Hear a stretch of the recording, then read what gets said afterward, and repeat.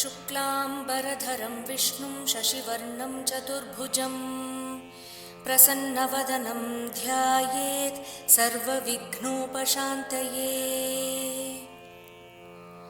हरे रामेति कृष्णेति नाम संकीर्तनं सदा लोकक्षेमाय कुर्वन्तं प्रेमिकं सद्गुरुं भजे।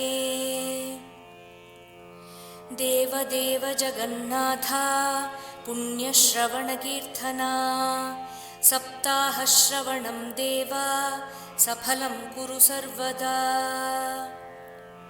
मनोरथो मदीयोऽयं सफलः सर्वदा त्वया निर्विघ्नेनैव कर्तव्यः दासोऽहं तव केशव। शुकरूपप्रबोधज्ञा सर्वशास्त्रविशारदा एतत्कथाप्रकाशेन मदज्ञानं विनाशय। भवे भवे यदा भक्तिः पादयो तव जायते तदा कुरुष्व देवेश नाथस्त्वं नो यतः प्रभुः। नाम संकीर्तनं यस्य सर्वपापप्रणाशनं प्रणामो दुःखशमनः तं नमामि हरिं परम्।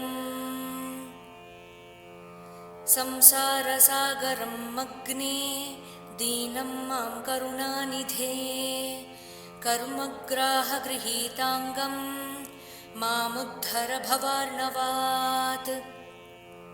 श्रीमद्भागवताख्योऽयं प्रत्यक्षकृष्ण एव हि स्वीकृतोऽसि मया नाथ मुक्त्यर्थं भवसागरे। जन्माद्यस्य यतोऽन्वयादितरतश्च अर्थेषु अभिज्ञस्वराट् तेने ब्रह्महृदाय आदिकवये मुह्यन्ति यत्सूरयः। तेजो वारिमृदां यथा विनिमयो यत्र त्रिसर्गो मृषा धाम्ना स्वेन सदा निरस्तकुहकं सत्यं परं धीमहि। कस्मै येन विभासितोऽयमतुलं ज्ञानप्रदीपः पुरा तद्रूपेण च नारदाय मुनये कृष्णाय तद्रूपिणा। योगीन्द्राय तदात्मनाथ भगवद्राताय कारुण्यतः तच्छुद्धं विमलं विशोकममृतं सत्यं परं धीमहि। धर्मः प्रोज्झितकैतवोऽत्र परमो निर्मत्सराणां सतां वेद्यं वास्तवमत्र वस्तु शिवदं तापत्रयोन्मूलनम्। श्रीमद्भागवते महामुनिकृते किं वा परैरीश्वरः सद्यो हृद्यवरुध्यतेऽत्र कृतिभिः शुश्रूषुभिस्तत्क्षणात्। निगमकल्पतरोर्गलितं फलं शुकमुखादमृतद्रवसंयुतं पिबत भागवतं रसमालयं मुहुरहो रसिका भुवि भावुकाः। यं प्रव्रजन्तमनुपेतमपेतकृत्यं द्वैपायनो विरहकातर आजुहाव पुत्रेति तन्मयतया तरवोऽभिनेदुः तं सर्वभूतहृदयं मुनिमानतोऽस्मि। यस्वानुभावमखिलश्रुतिसारमेकम् अध्यात्मदीपम् अतितितीर्षतां तमोऽन्धम् संसारिणां करुणयाः पुराणगुह्यं तं व्याससूनुमुपयामि गुरुं मुनीनां। सच्चिदानन्दरूपाय विश्वोत्पत्त्यादिहेतवे तापत्रयविनाशाय श्रीकृष्णाय वयं नुमः। कृष्णाय वासुदेवाय देवकी नन्दनाय च नन्दगोपकुमाराय गोविन्दाय नमो नमः। कृष्णाय वासुदेवाय हरये परमात्मने प्रणतक्लेशनाशाय गोविन्दाय नमो नमः। नमः पङ्कजनाभाय नमः पङ्कजमालिने नमः पङ्कजनेत्राय नमस्ते पङ्कजाङ्घ्रये। पीताम्बरं करविराजितशङ्खचक्र कौमोदकीं सरसिजं करुणासमुद्रं राधासहायम् अतिसुन्दरमन्दहासं वातालयेशमनिशं हृदि भावयामि। सत्यव्रतं सत्यपरं त्रिसत्यं सत्यस्य योनिं निहितं च सत्ये सत्यस्य सत्यं ऋतसत्यनेत्रं सत्यात्मकं त्वां शरणं प्रपन्नाः। सर्वत्र गोविन्दनामसङ्कीर्तनं गोविन्द गोविन्द।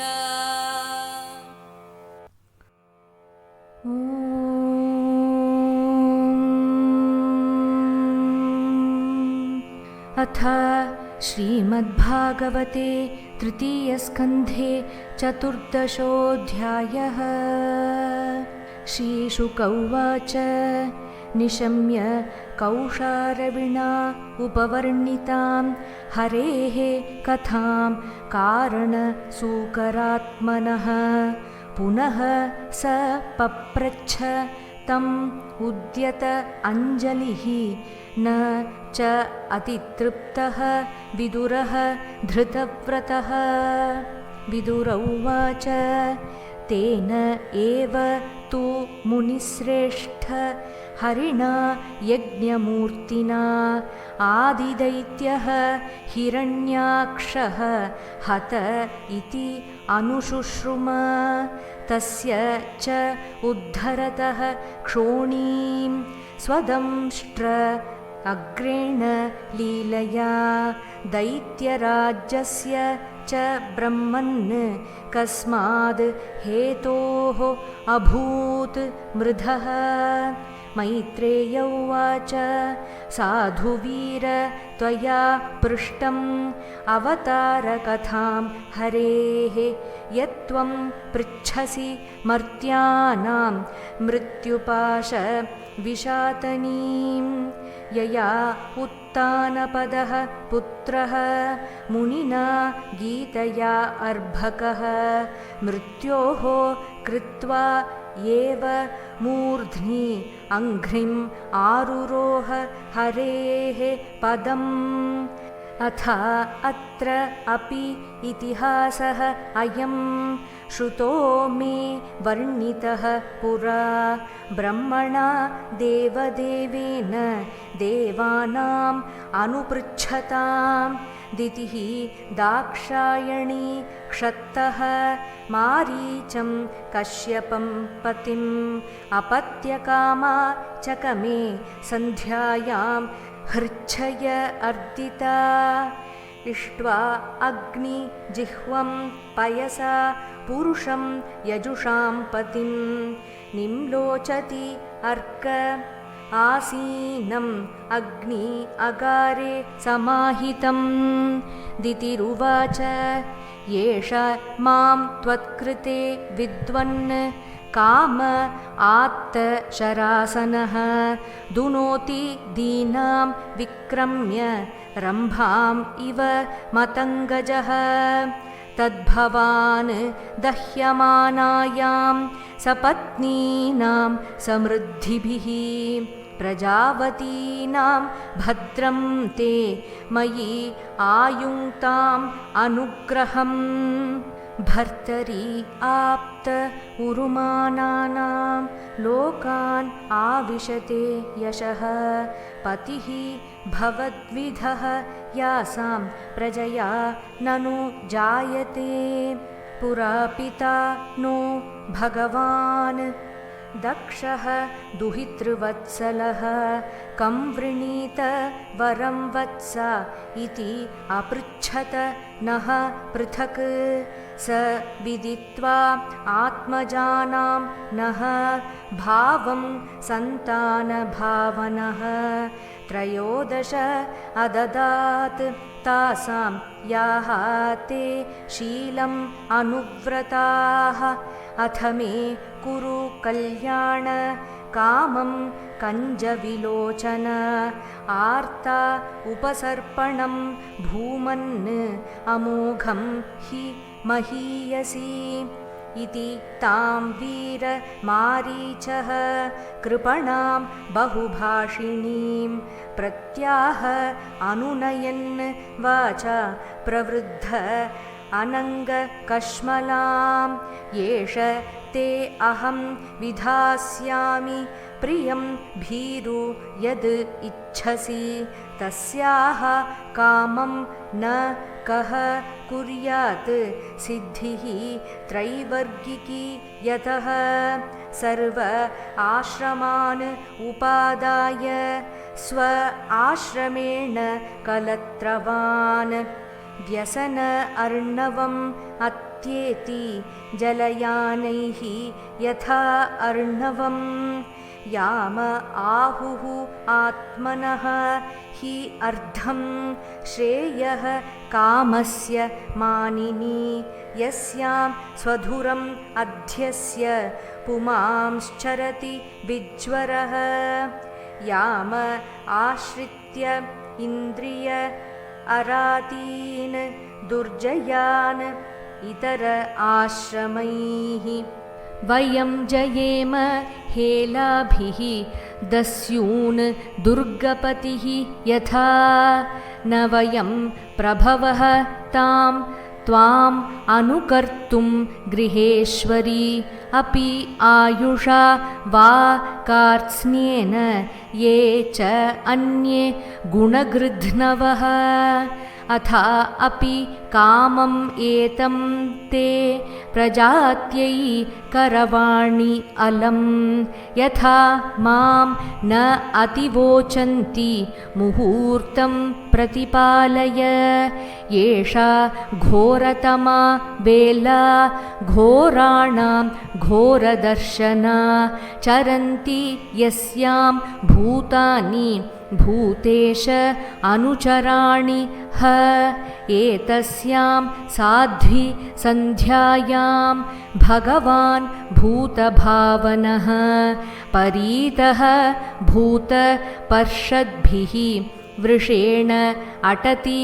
भूतराट् श्मशान चक्र अनिल धूलि धूम्र विकीर्ण विद्योत जटाकलापः भस्म अवगुण्ठ अमल रुक्मदेहः देवस्त्रिभिः पश्यति देवरः ते न यस्य लोके स्वजनः परो वा न अत्ति आदृतः न उत कश्चित् विगर्ह्यः वयं व्रतैः यत् चरण अपविद्धाम् आशास्महे अजां बत भुक्तभोगां यस्य अनवद्य आचरितं मनीषिणो गृह्णन्ति अविद्यापटलं बिभित्सवः निरस्त्य साम्य अतिशयः अपि यत्स्वयं पिशाचचर्याम् अचरद्गतिः सतां हसन्ति यस्य आचरितं हि दुर्भगाः स्वात्मन् रतस्य अविदुषः समीहितं यैः वस्त्रमाल्य आभरण अनुलेपनैः स्वभोजनं स्वात्मतया उपलाळितं ब्रह्मादयः यत्कृत सेतुपाला यत्कारणं विश्वमिदं च माया आज्ञाकरी तस्य पिशाचचर्या अहो विभूम्नः चरितं विडम्बनम् मैत्रेय उवाच सा एव संविदिते भर्त्रा मन्मथ उन्मथित इन्द्रिया जग्राह वासः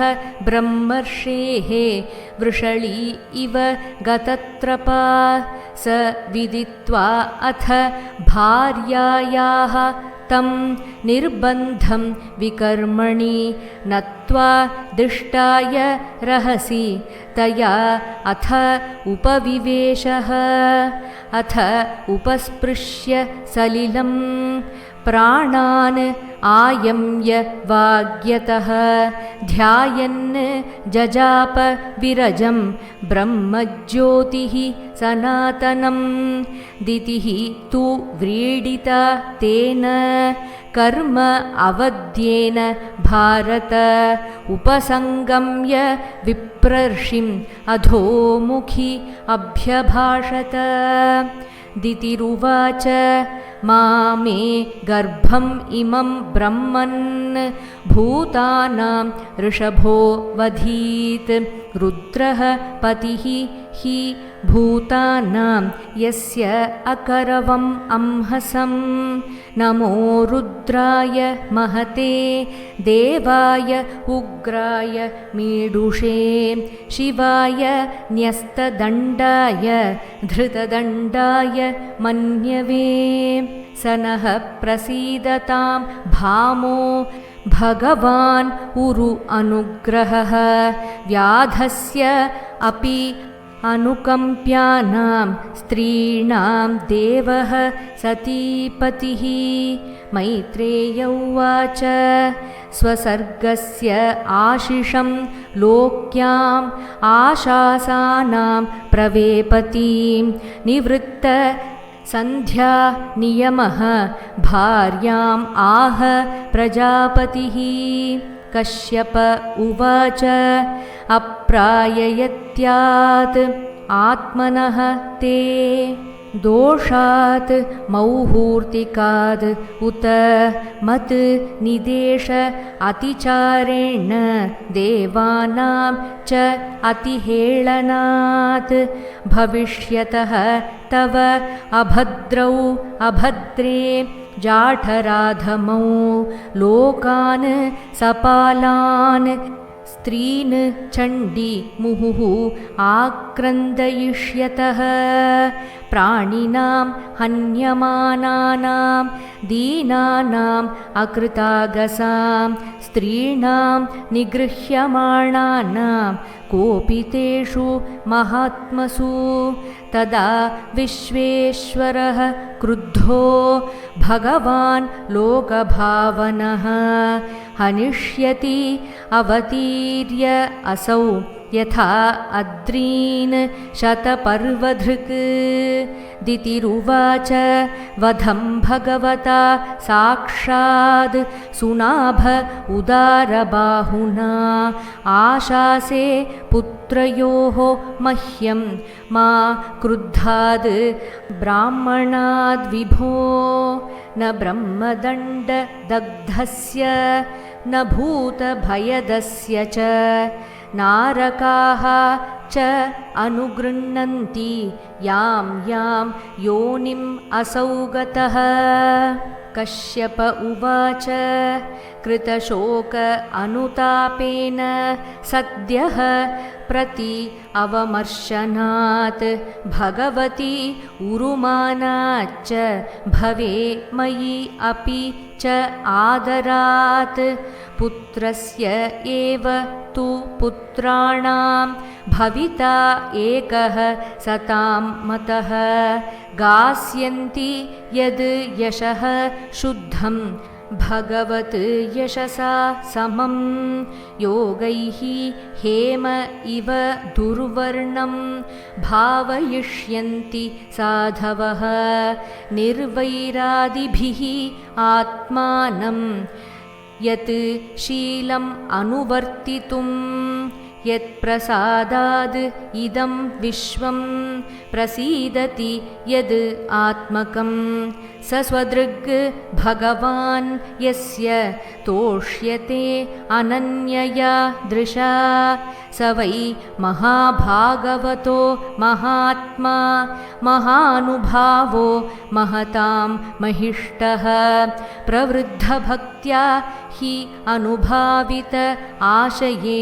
निवेश्य वैकुण्ठम् इमं विहास्यति अलम्पटः शीलधरः गुणाकरः हृष्टः परर्ध्या व्यथितः दुःखितेषु अभूतशत्रुः जगतः शोकहर्ता नैदाघिकं तापम् इव उडुराजः अन्तर्बहिः च अमलम् अब्जनेत्रं स्वपूरुष इच्छा अनुगृहीतरूपं पौत्रः तव श्रीललना ललामं द्रष्टा स्फुरत्कुण्डलमण्डिताननं मैत्रेय उवाच श्रुत्वा भागवतं पौत्रम् अमोदत दितिः भृशं पुत्रयोः च वधं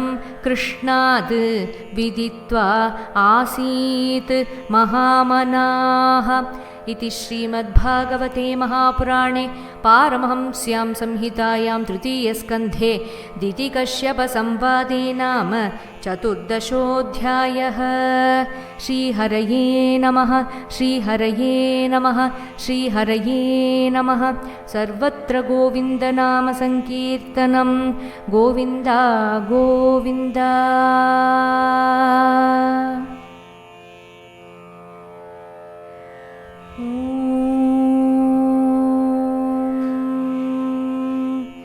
अथ श्रीमद्भागवते तृतीयस्कन्धे चतुर्दशोऽध्यायः।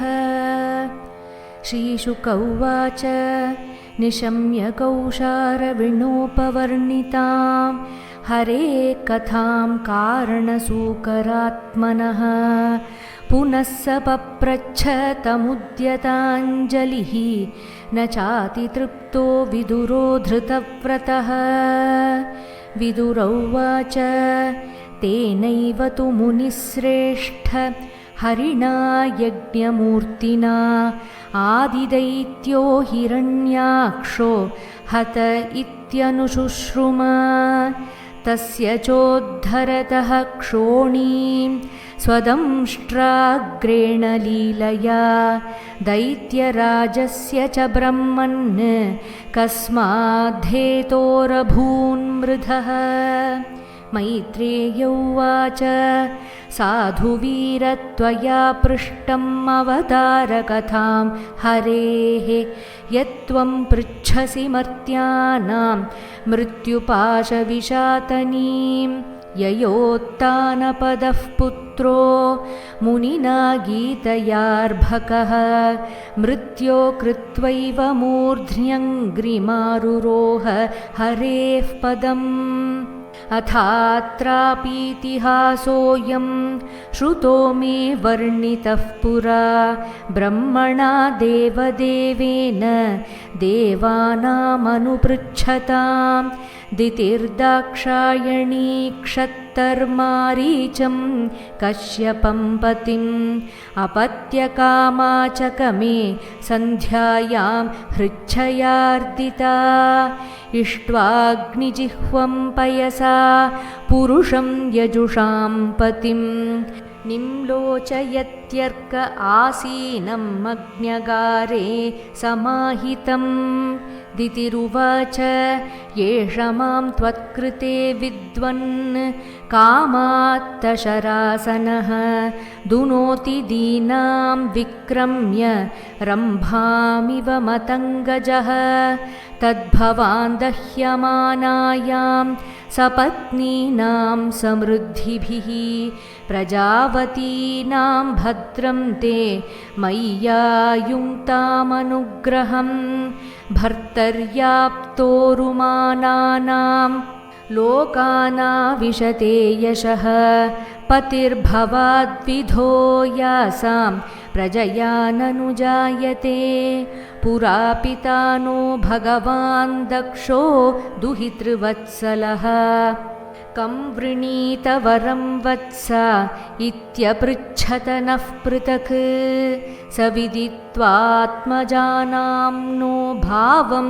सन्तानभावनः त्रयोदशा ददात्तासां यास्ते शीलमनुव्रताः अथ मे कुरु कल्याण कामं कञ्जविलोचन आर्तोपसर्पणं भूमन्नमोघं हि महीयसि इति तां वीरमारीचः कृपणां बहुभाषिणीं प्रत्याहानुनयन् वाचा प्रवृद्धानङ्गकश्मलां एष तेऽहं विधास्यामि प्रियं भीरु यदिच्छसि तस्याः कामं न कुर्यात् सिद्धिस्त्रैवर्गिकी यतः सर्वाश्रमानुपादाय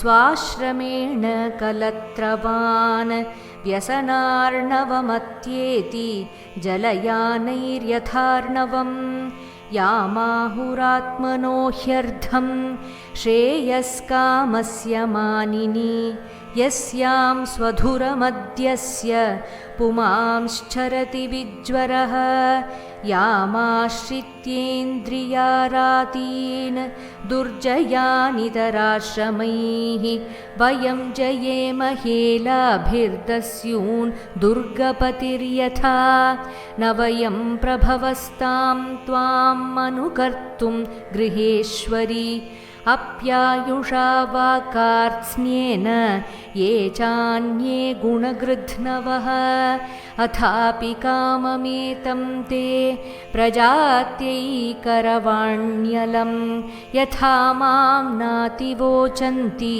मुहूर्तं प्रतिपालय एषा घोरतमा वेळा घोराणां घोरदर्शना चरन्ति यस्यां भूतानि भूतेशानुचराणिह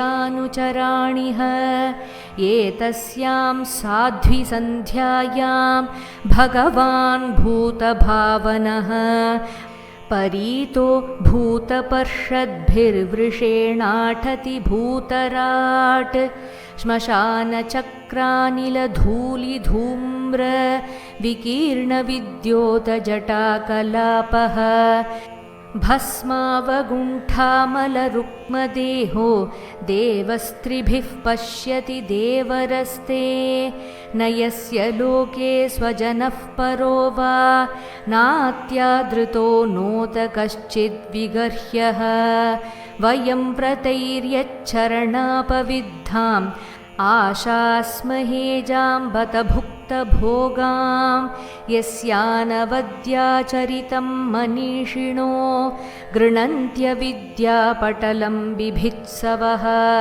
निरस्तसाम्यातिशयोऽपि यत्स्वयं पिशाचचर्यामचरद्गतिः सतां हसन्ति यस्याचरितं हि दुर्भगाः स्वात्मन्रतस्य विदुषः समीहितं यैर्वस्त्रमाल्याभरणानुलेपनैः स्वभोजनं स्वात्मतयोपलाळितं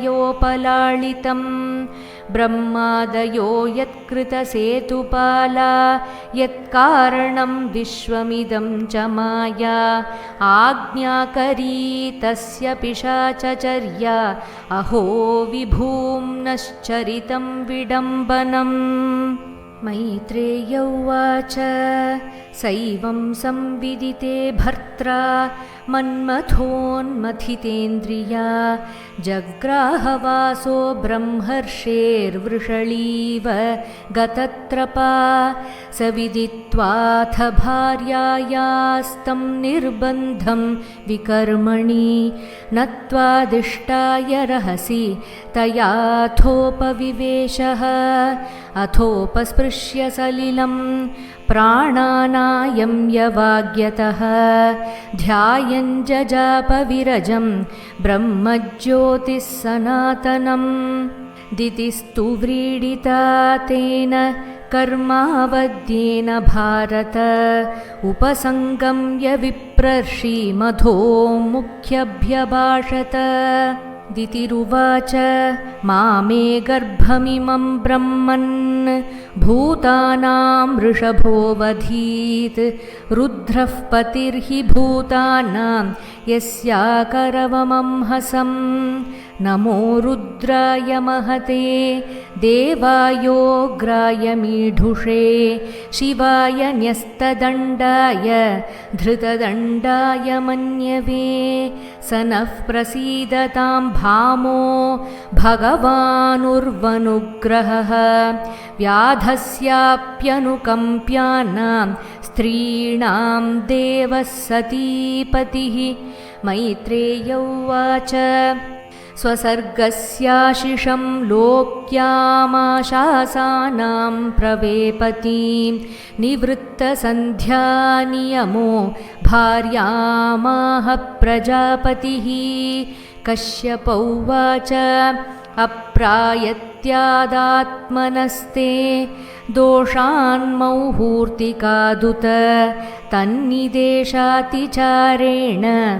देवानां चातिहेळनात् भविष्यतस्तवा भद्रावभद्रे जाठराधमौ लोकान् सपालां स्त्रींश्चण्डी मुहुराक्रन्दयिष्यतः प्राणिनां हन्यमानानां दीनानामकृतागसां स्त्रीणां निगृह्यमाणानां कोपितेषु महात्मसु तदा विश्वेश्वरक्रुद्धो भगवान् लोकभावनः हनिष्यत्यवतीर्यासौ यथाद्रीन् शतपर्वधृक् दितिरुवाच वधं भगवता साक्षात् सुनाभोदारबाहुना आशासे पुत्रयोर्मह्यं मा क्रुद्धाद् ब्राह्मणाद्विभो न ब्रह्मदण्डदग्धस्य न भूतभयदस्य च नारकाश्चानुगृह्णन्ति यां यां योनिमसौ गतः कश्यप उवाच कृतशोकानुतापेन सद्यः प्रत्यवमर्शनात् भगवत्युरुमानाच्च भवे मय्यपि चादरात् पुत्रस्यैव तु पुत्राणां भवितैकः सतां मतः गास्यन्ति यद्यशः शुद्धं भगवद्यशसा समं योगैर्हेमेव दुर्वर्णं भावयिष्यन्ति साधवः निर्वैरादिभिरात्मानं यच्छीलमनुवर्तितुं यत्प्रसादादिदं विश्वं प्रसीदति यदात्मकं स स्वदृग्भगवान्यस्य तोष्यतेऽनन्ययादृशा स वै महाभागवतो महात्मा महानुभावो महतां महिष्ठः प्रवृद्धभक्त्या ह्यनुभाविताशये निवेश्य वैकुण्ठमिमं विहास्यति अलं पठः शीलधरो गुणाकरो हृष्टः परर्ध्या व्यथितो दुःखितेषु अभूतशत्रुर्जगतः शोकहर्ता नैदाघिकं तापमिवोडुराजः अन्तर्बहिश्चामलमब्जनेत्रं स्वपूरुषेच्छानुगृहीतरूपं पौत्रस्तव श्रीललनाललामं द्रष्टा स्फुरत्कुण्डलमण्डिताननं मैत्रेय उवाच श्रुत्वा भागवतं पौत्रममोदत दितिर्भृशं पुत्रयोश्च वधं कृष्णाद्विदित्वा आसीन्महामनाः इति श्रीमद्भागवते महापुराणे पारमहंस्यां संहितायां तृतीयस्कन्धे दितिकश्यपसंवादे नाम चतुर्दशोऽध्यायः। श्रीहरये नमः। श्रीहरये नमः श्रीहरये नमः सर्वर्तगोविन्दनामसङ्कीर्तनं गोविन्द गोविन्द।